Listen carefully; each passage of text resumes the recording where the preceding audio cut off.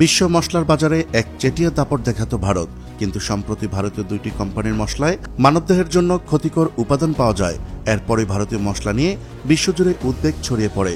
তাই দেশের টাকা দেশেই রাখতে এবং ক্ষতিকর ভারতীয় মশলা নিরুৎসাহিত করতেই বাংলাদেশের কৃষকরা চাষ শুরু করেছে মশলা জাতীয় ফসল এলাচ, জিরা ও তেজপাতা। লালমনিরহাটের কালীগঞ্জ উপজেলার একসময় ধান, গম, ভুট্টার জন্য বিখ্যাত হলেও এখন মশলা ও ঔষধি জাতীয় ফসল তেজপাতা চাষ করছেন কৃষকরা।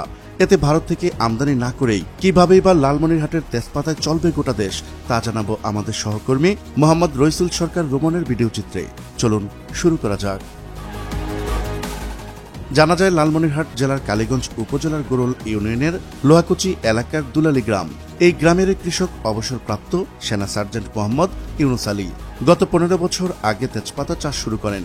গাছ রোপণের 2 বছরের মধ্যেই প্রত্যেকটি গাছে ব্যাপক হারে পাতা হয়, তা সংগ্রহ এবং বাজারজাত শুরু করেন। এখন 3 বিঘা জমিতে তার 3টি তেজপাতা বাগান রয়েছে, যেখানে রয়েছে প্রায় 350টি তেজপাতা গাছ। তেজপাতা চাষে তেমন কোনো খরচ না থাকায় 1 বিঘা জমিতে বছরে 70 থেকে 80 হাজার টাকা আয় করা সম্ভব। খরচ কম হয় মোহাম্মদ ইউনুস আলীর মতো কৃষকেরা দিন দিন তেজপাতা আবাদের দিকে ঝুঁকছে।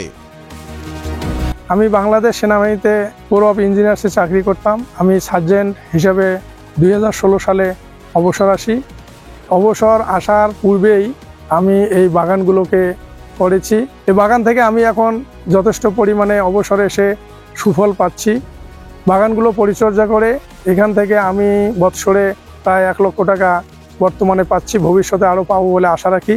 লালমনিরহাটের কৃষকেরা ধান, গম, ভুট্টার পাশাপাশি মশলা ও ঔষধি জাতীয় ফসল তেজপাতাও চাষ করছেন।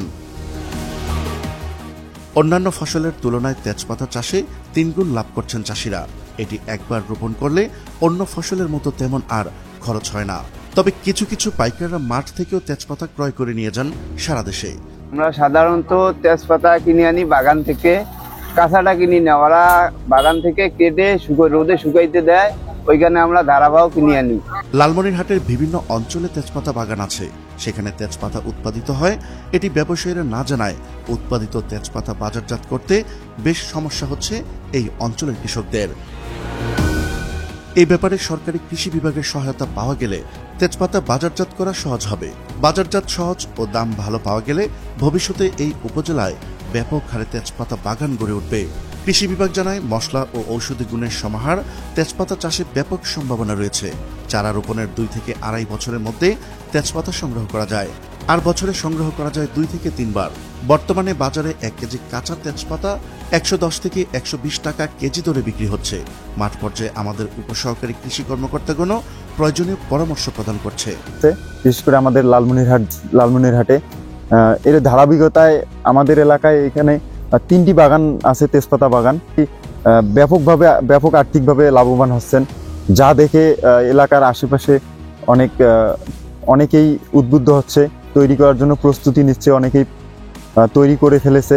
অনেক বেকার যুবক পড়াশোনা করে বসে আছে, পাশাপাশি পরিকল্পনা করতেছে এই বাগান থেকে শিক্ষা নিয়ে যে এই ধরনের বাগান তারাও তৈরি করবে। লালমনিরহাটের অর্থকরী ফসল তেজপাতা।